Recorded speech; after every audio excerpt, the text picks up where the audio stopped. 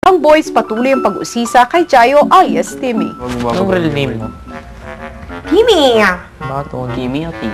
Timmy! Feeling ko hindi Timmy. Tim. Feeling ko ano? Kulak, lucky kasi. Tim. Hindi ka ba napapagod sa ano? Sa? Sa accent mo? Jimmy, ba't di ka magsalita ng maayos? Nga. Paano ba yung normal mo? Normal. Malay ko! Malay ko! Timmy! Ilang pataas ito. Buti ka pa. Pwede mo kami tingnan.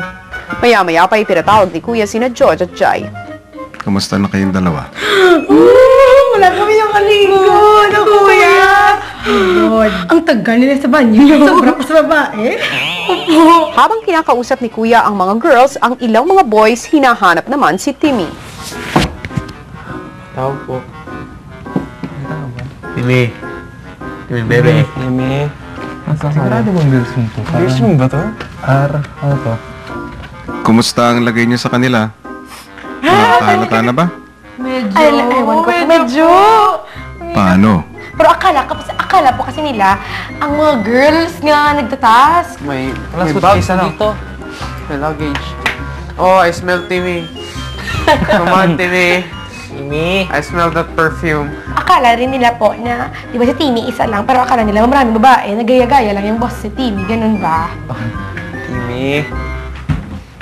Ang bilis naman nila magkago. Ouch! Siyempre, Oo, naramdaman nila tayo. Habang iniisip niyo yan, girls, merong paparating na bagong hamon.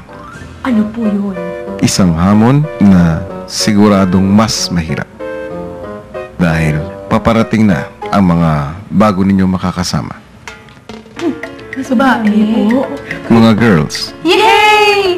ngunit kailangan nyo pa rin silang mapapaniwala na ang isa sa inyo ay babae at ang isa sa inyo Babae ko. ay si Timmy. Pero hindi nila pwedeng malaman na kasama mo na si Timmy nung simula pa lang. Timmy! Ang pangalan ko, John. Timmy! Ganun mo ako. Sino ka? Ngunit Hindi ka mo. hindi naka-goggles ang mga girls. OMG po! Ang hirap! Aanuhin ko kasi nakita na kami. Wala man po nilang kamban at hindi bakla. Feeling ko ito, isa tayo ay baklang.